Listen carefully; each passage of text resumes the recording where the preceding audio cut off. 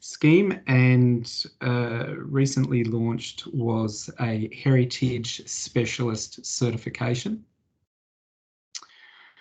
This is an excellent one that's been in the process for some time with the what we call the CEAC, that is the CEnvP Specialist Environmental Advisory Committee, who have put this up, and that's been put together by esteemed members of the fraternity. Just go over what today's about. A little bit from myself about CEnvP. I guess we have a set of other certifications outside of Heritage. And once I've just briefly gone over that, I'll hand over to Dr. MacLaren North, and Mac will give you some great background on the Heritage specialisation and I guess why it's becoming, it might be increasingly useful for your sector. A little bit about CEnvP. It's been around since 2004. It was set up as an initiative of the Environment Institute of Australia and New Zealand, Inc. That was set up, the certification scheme itself was set up with some seed funding from the federal government. And the idea was to try and meet demand for greater environmental accountability for, I guess, across community expectations from industry and government. And as the scheme has grown, our focus is to serve the environmental and social professional community. We keep refining our certifications to make sure they are not just leading, but they are meeting current expectations and looking to the future of what may be coming down the pipeline for different sectors of the environmental industry. There's not only the component of the certification is on your professional experience, but a very strong component is on ethical and professional conduct, and that is part of the requirements. And after a certification every 2 years, there's a recertification where you not only submit CPD logs, continuing professional development, but also redeclare your commitment to being a ethical, competent environmental professional. Currently, we have 966 CEnvPs across Australia, New Zealand, and the world. There's about 13 in other places spaced around.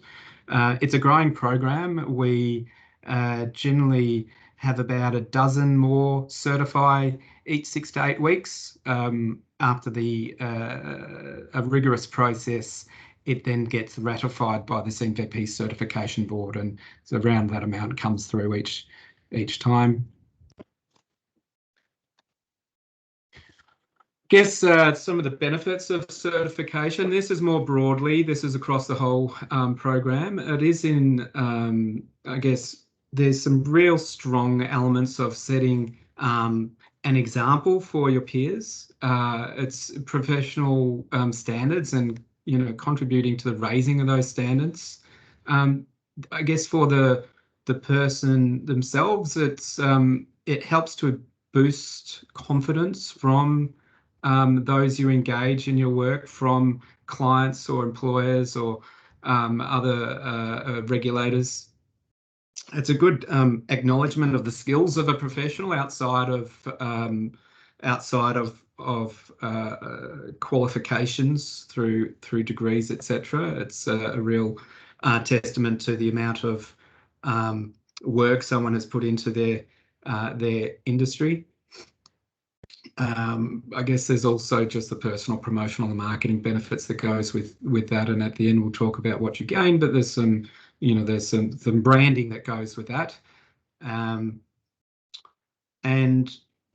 there's some real opportunities coming in the future for being able to help grow the the profession as well, outside of just on your personal views. Now, regulatory, we are starting to see, we have a range of certification types at CEnvP, and it's not mentioned, or if you haven't seen, the website is CEnvP.org, and that'll take you through all those different areas. But we are being recognised across different legislative areas. New South Wales and South Australia and EPA, its requirement for site contamination practitioners to be certified as a SC.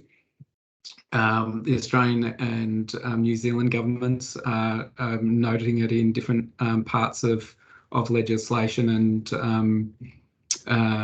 other codes to set an example. The overarching HEPA, the heads of the EPA, which is for Australia and New Zealand, they have a recognition that to endorse those schemes that have met ISO 17021-24 principles, and that's for certifying persons, individual persons, and the CEnvP scheme measures itself against that ISO 17024. And we're regularly audited across those methods. And currently we're working with the New South Wales government, the Planning, Industry, Environment Department, on what you may have heard of the REAP scheme, the Registered Environmental Professionals, and we're well on the way there for the certification for impact assessment professionals. And finally, before I hand over to Mac, this is the final slide. These are the types of certifications. We've got 8 different types, starting off with general, which requires 5 years of the last 10 years working in environmental practice. Often it's an entry point for some of the other certifications, but with all specialist certifications, you, at the end of that process, you also gain the general practitioner certification. As you can see, the growth there of 966. The inaugural Heritage practitioner will be speaking next, and if there's any further questions on these, we can address these at the end. So I'll just take this screen off and hand over to MacLaren. Thanks very much, Paul and Chloe. Let me just get the presentation up. Bear with me for 1 second.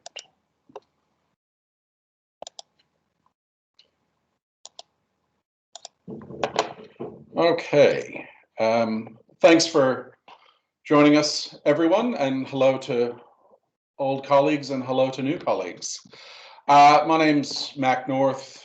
Briefly about me, Managing Director of CEnvP Heritage. We are a firm that has offices across the country. We employ about 60 people of a whole range of levels of experience, from new graduates through to people with 20, 30 plus years experience across archaeology, history, architecture, industrial heritage. We don't have any planners at the moment. And so we're interested we've been long interested in how our own staff develop. Now, my background is, last 15 years I've been in consulting, and before that I did 10 years in New South Wales government, 3 years at the regulator, which was then the New South Wales Heritage Office, and then a bit of time at the Department of Public Works, and then at Sydney Water as their in-house heritage person before I stepped out into consulting. We work for a whole range of clients: government, large industry, infrastructure providers, small developers, large developers.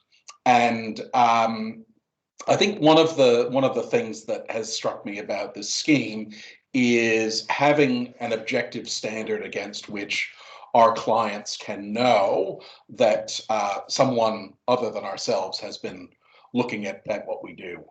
Now, I was a certified environmental practitioner for about 3 years, which was something I did off my own bat because it was something that I believed in, and joined the Specialist Environmental Advisory Committee Heritage along with a number of colleagues, some of whom are online today. And largely they had worked on the development of the Heritage certification before I had joined. So I can't take credit for it, but I did put myself forward as the guinea pig to be the first one to go through the certification so that we could see how it worked and try and iron out the bumps. And I'm pleased to say I think we did finally get through it earlier this year, and looking forward to putting some more people through the process in good time. So first question is probably on everybody's minds: why should I do this? And again, these are my opinions. We have an unregulated industry for heritage. There are a vast range of professions that are involved: architects, planners, archaeologists, historians, you name it. And while some of those professions have their own professional certification and accreditation systems, there's nothing that speaks across industry to everyone. We also have limited, therefore, professional standards that apply to people generally who work within the heritage profession broadly. And so it makes it difficult to, I suppose, compare individuals working across disciplines in terms of what their qualifications are and how they measure up against one another from a professional point of view. We also have an industry where every state and territory has different heritage regulations. They're similar, but there are some fundamental differences. And so again, having a third-party scheme that sits outside of all of that gives the opportunity for regulators to take a view, hopefully, that there is a neutral and objective third party who's been looking at all of this with respect to the professional qualifications and professionalism of practitioners. The other thing that I've observed, particularly over the last 10 years, is projects are getting more complicated. They're more interdisciplinary. They have greater risk, and there's greater expectation in terms of the level and quality of documentation that is required, and the scrutiny that documentation goes under, whether that's from government or whether that's from stakeholders external to the project who may be pro or anti. And again, this provides an external reference point in terms of the quality and professionalism of the individuals who are involved. And it's also a point of difference.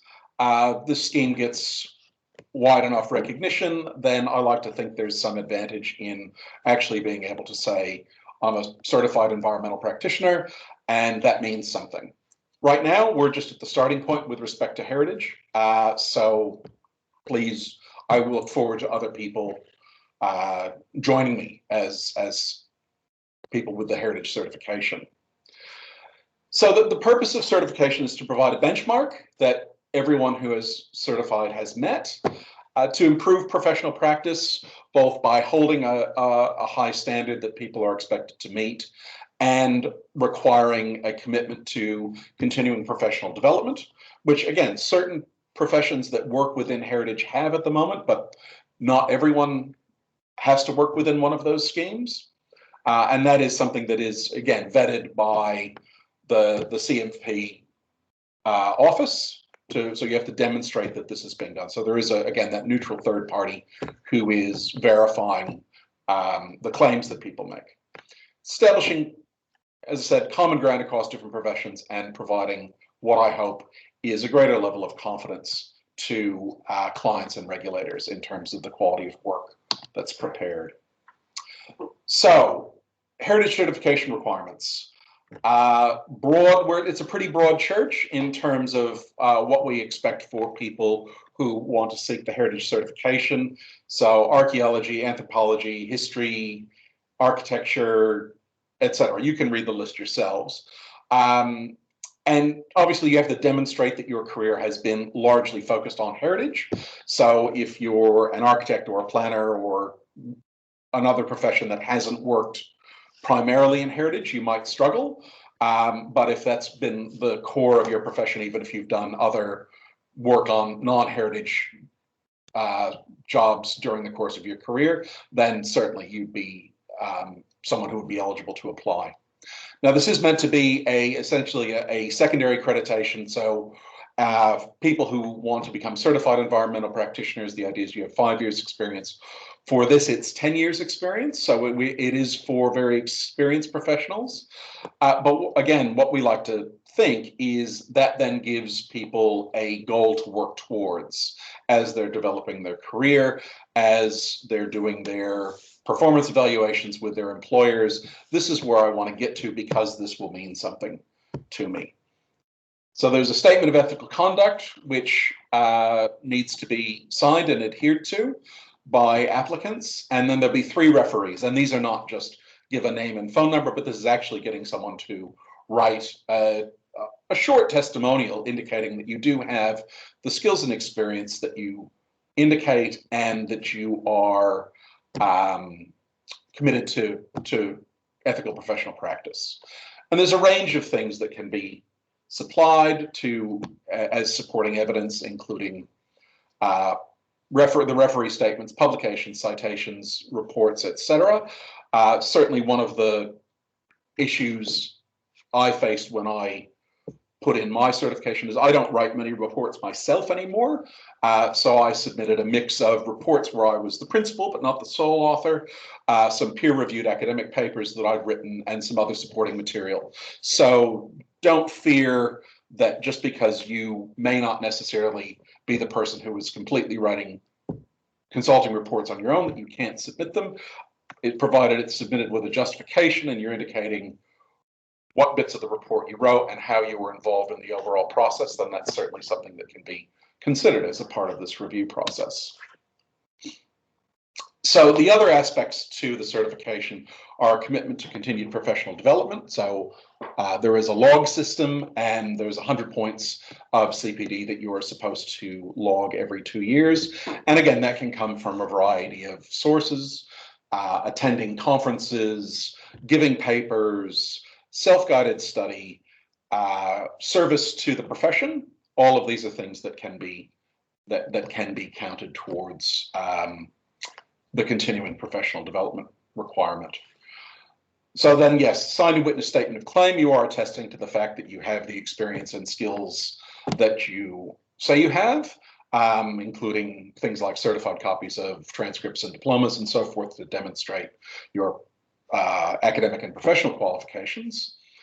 And then there is an interview with 3 members of the CEnvP panel.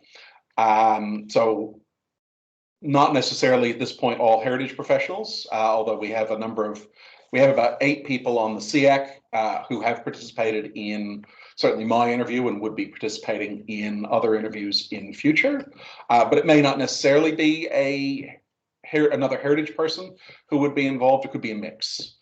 And then assuming that interview goes well and the assessment panel makes a recommendation up to the board, then yeah, about 4, 6, 8 weeks after the interview process, you would receive your certification and you get the Certified Environmental Practitioner badge, which you can use on your letterhead, CV, signature file in your email, etc.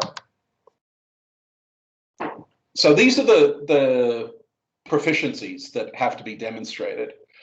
So, and again, this is, remember, we're talking about somebody who has at least 10 years experience. So we're expecting a fairly high standard of competency, so design, lead, implement, and report on investigative studies and assessments relating to cultural and heritage historical values. So again, we're not prescriptive here. That could be an architect working on heritage buildings. That could be a cultural heritage practitioner who is doing cultural value studies with Indigenous communities. That could be an archaeologist who is doing archaeological assessments and excavations on archaeological sites, planners working on local heritage studies and planning schemes, historians working on histories in interpretation. So provided it's demonstrating the ability to go through at a fairly high level these processes, then really any one of those things could be something that's relevant. So again, we're looking for an advanced level of proficiency. and I'm not going to read all of these out to you, but I would suggest you can have a look at these on the website if you want to get into the detail. But really, we're looking for people who are quite experienced, are able to demonstrate that they can identify problems and risks and come up with solutions to them, that they have a fairly complex understanding of the regulatory environment that we work in, and can also provide evidence that they can lead and manage teams who might be working under them to prepare documentation and project material, and to find ways to actually solve problems and resolve differences between clients, regulators, stakeholders, and so forth in an ethical manner. So broadly, this is the application process. There is administrative review, where all of the documentation that you submit online, all of this is done by a series of online forms, is correct. Do be careful. I submitted a completely unrelated PDF when I submitted on my application, much to the amusement of the assessment panel. So just be careful what documents you're uploading when you're bulk uploading documents. There's then an initial screening by the registrar to make sure that all the documentation is in order, and prima facie the candidate appears to meet the criteria for the level of certification they're applying for. There is then the interview with the panel, again, three members, usually some within and some without the profession. So I've sat on panels for general certified environmental practitioners, one of whom was an ecologist, one was an environmental engineer, I forget some of the others. So again, you're not necessarily going to be sitting just with heritage people. So you actually need to demonstrate your case. You can't assume that people will necessarily know who you are, what you do, and how your experience relates. That application, assuming it is passed by the panel, is then reviewed by the board and approved before certification is issued. So the detail on making the application. We do want to really understand your career. So a detailed CV, not a one-pager, not the sort of thing that you would normally stick in a tender or attach to a letter for a client, but a full CV that's documenting your academic and professional qualifications, your skills and experience, major relevant projects that you've worked on, publications that you may have done, other things that you may have done in terms of service to the profession that are all relevant to consideration of the entire body of your professional career. So you do need to let your referees know. They do indeed get contacted. And while you can use a referee from your current employer, you do need referees outside of your current employer. So again, that will depend on what sort of job structure you are in. Are you working in a large company, small company, sole trader, etc.? I use 3 referees from outside my company. But again, this is something that you will need to consider when you're nominating people. So again, you must meet the minimum 10-year requirement and be able to, of practice within the heritage field. And ideally, yes, your referees will have known you and worked with you for a considerable period of time and be able to talk about not just a specific project, but a body of work over the period of your career. So when you get through the process, you get your certificate. You get to use the post-nominal CEnvP-H in my instance, and for other people it varies on the specialist certification. The logo and electronic seal, you are listed on the online directory. So if somebody is looking for a certified environmental practitioner, they can search and find. And again, we hope that more and more people are indeed looking to use certified environmental practitioners. So these are the fees. There is an initial fee for the initial application, and then there is an annual fee. So again, this really, and I think I'm coming to the end of my presentation. In summary, these are the reasons that I personally see this as a benefit and why I will be encouraging my own staff to consider going through this scheme down the track. You know, greater risk and complexity. I can't imagine how much things have changed over the 25 years of my career in terms of the number of issues that need to be dealt with and the complexity of the regulatory environment. And so as part of that, the risks of projects are getting much, much greater. And I think holding people to a higher standard and making sure they're doing continuing professional development so they're across current standards and practice is very important. For younger practitioners, I mean, one of the real issues is we pretty much have full employment within the industry. It's very challenging to find staff at the moment. And I think one way to make yourself stand out is to be a certified environmental practitioner when you're seeking work, or if somebody's looking to headhunt, for example. That's something that should make people more attractive. And again, mentioned before, increasing expectations around regulators, community, and the degree of scrutiny that our work undergoes. That's it from me. Happy to take questions. Thank you. Thanks, MacLaren. We had a few questions come through while you were speaking. We might just address some of those. Chloe, could you pull those together, please? Yes.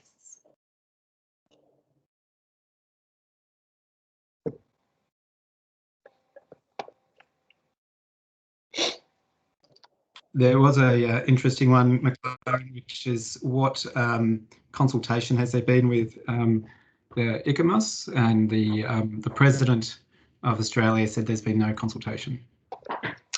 I can't speak to that because I wasn't involved in the development of the scheme. Certainly it was something that we discussed at the time, the need for consultation with the various regulators and the other stakeholder groups. But I can't speak to that off the top of my head because it predates me. But it's nice to see that the President of ICOMOS is online with us today. Hello, Helen. Happy to talk to you further. Yeah, that's an important point. We are, this is recently launched. It is a group that was born out of the EINZ Special Interest group, the SIS there. And in the time that this has been in development, the CEnvP has changed its committee structure to be not only based out of those that are coming out of the Environment Institute committees. It is now in a structure that we are welcoming stakeholders broader, and especially, I know even just speaking with Mac earlier, we are looking for broader stakeholder engagement and welcome conversations with all those that would have an interest with the heritage specialisation and growing the members of the committee that oversee the group. A related question here, Paul, which I might direct to you as well, and it was asking, did you look at the experience of lessons from the Chartered Institute of Field Archaeologists and the Institute of Historic Buildings Conservation, both accreditation schemes in the UK? So speaking to comparative schemes again. I can't speak to that. Have you got any historical knowledge on that one, Mac? Again, that predates me. The scheme was fairly well down the development track before I was involved. I'm broadly familiar with the Institute of Field Archaeologists scheme. That is, however, very much directed at the one profession of archaeology. Not familiar with the other scheme. Yeah, it's been a broad undertaking of the committee on this specialisation. It has tried to not be too focused on one area of the sectors, and to be able to accommodate those across Australia and New Zealand. The other thing I might say in that regard is we would welcome additional representation on the the CEAC. We have about seven or eight people on there at the moment. We have one architect, we have 4 or 5 archaeologists, and a couple of others whose professional background escapes me. I think a geomorphologist or a geologist, and one other, but we would certainly welcome others. And you do not need to be a member of the Environment Institute of Australia and New Zealand to join the CEAC. So if you're interested, please follow up with one of us afterwards. Yeah, and what we'll do is afterwards, also we'll one question there was, will we circulate the presentations? All those registered, we will circulate the presentation too, and we will also ask that question if you would, being able to like to share this, like to contribute or give us any recommendations. It is in its its early days, and so we would welcome opportunities to engage with others. Yeah, perhaps it might be worth speaking a bit more about the REAP process that's going on with Department of Planning, Industry and Environment in New South Wales, because that may be of interest. I did not attend the briefing on that, so I won't try and speak to it, but perhaps you could say a bit more about that, Paul. Yeah, sure. So around November or so, the New South Wales Department, DPIE, they had decided that for major projects, it will be a requirement in the future to have certified planners, impact assessors working on the sign-off for EISs for major projects and state significant projects in New South Wales. So I have had a very close working relationship with the department in the last 4 months in developing an option for the pathway to become a certified REAP.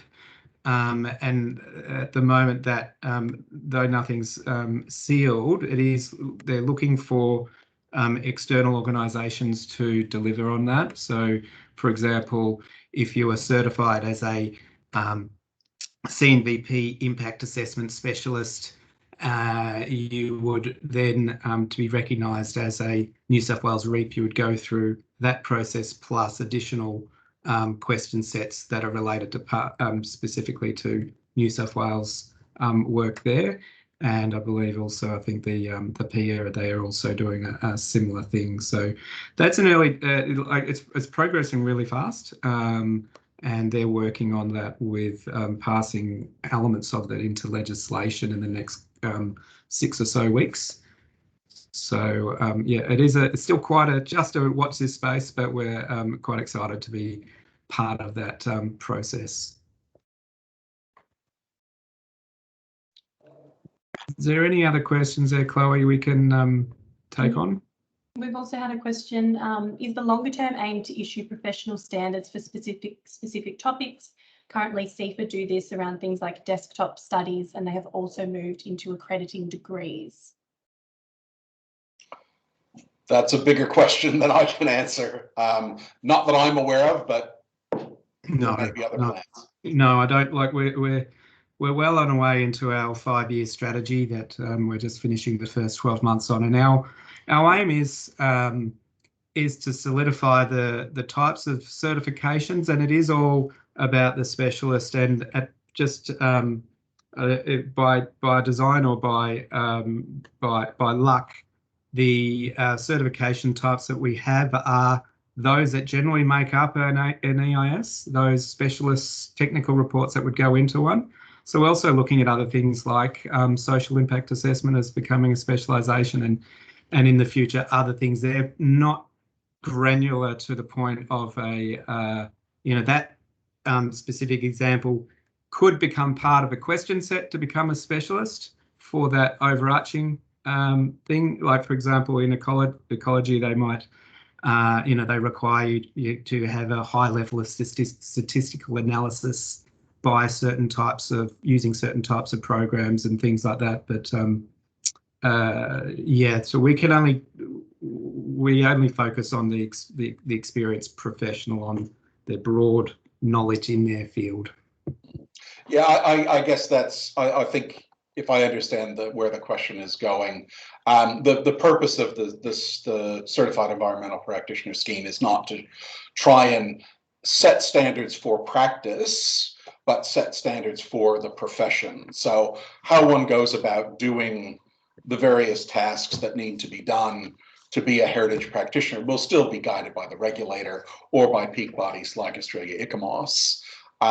This scheme is much more about saying, can you demonstrate that you understand broadly all of those things in the areas that you work and you're adhering to them, as well as related matters. The next one, Chloe.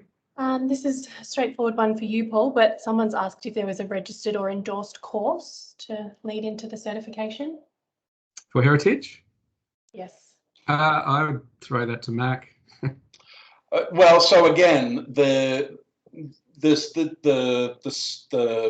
Certified Environmental Practitioner scheme is not, it's not a course you do. It Right. is a professional standard that you demonstrate you can meet.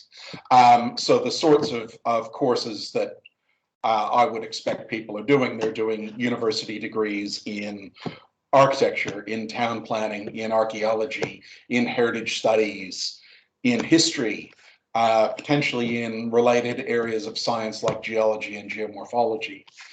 I mean, in theory, you could go away and do an English degree and work in cultural heritage and for 10 years and demonstrate you can meet the requirements. It's not restricted to people who have particular degrees, but it is certainly, you would need to demonstrate, one, the relevance of the degree that you do have, if it's not one that's patently relevant, and two, your experience over that period of time in the field. And certainly there are colleagues that I have worked with over the years that have come to heritage from other disciplines and have been working 10, 20, some cases 30 years, who don't necessarily have a heritage related university degree, but are experienced and respected practitioners. We've had two people mention the AACAI, or the Association of Consulting Archaeologists. Mac, perhaps you can speak to this one if, as far as you're aware, there's any comparison between the two schemes. Well, not really. I'm not a member of ACA. So that's the Australian Association of Consulting Archaeologists. That is only focused on archaeology, and it's not an accreditation scheme. I mean, this is, I guess this is the thing.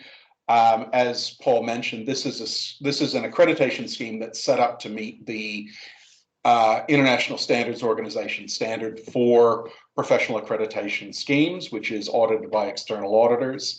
It has a very high level of standard and expectation behind it.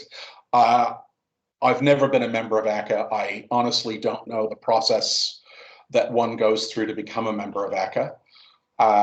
So I can't, this could sit alongside it. I guess, again, ACA is specifically related to archaeological practitioners, whereas this is a broader scheme. But as I see it, the ACA membership is not really any different than Australia ICOMOS membership in that regard. You agree broadly to hold to the aims of the organization, but it's not actually an accreditation scheme. Thanks, MacLaren. One late one that's just come in is asking about, what about people with less than 10 years of experience in Australia, but extra years of experience overseas? I think that would be a question for the registrar. If it's in the heritage field, I don't see why it couldn't be considered, but that's probably more a call for the registrar to make before that's considered by a certification panel, by an assessment panel. I would think if the experience is relevant, then it would be able to be considered. While I've, my initial educational background is from the United States, but I've worked in Australia for 25 years.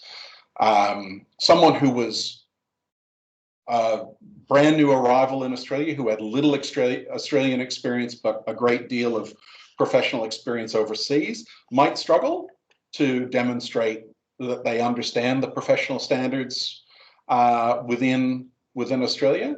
But certainly, just because you may have started your career in another country wouldn't bar you from applying, I wouldn't think. Again, it's about demonstrating the experience and the demonstrated ability to meet the standard. Yeah, that's right. And also the only struggle might be is to ensure those referees are verifiable as well. Yeah. I think we've covered off the major questions. We've also had some great comments come through. So like Paul said, we will distribute around the recording and answer off any questions that we might have missed. Okay. Thank you for listening, everyone. Hope that was useful. Happy to have a chat if anybody has got things you'd like to discuss with me out of session. And if you send it through the office, we'll then forward it on to MacLaren. And would also like to thank this is a opportunity that was found by Chloe and the National Archaeology Week. So it's great to be part of that. Indeed. Happy National Archaeology Week, everyone. Thanks, everyone. Appreciate your time.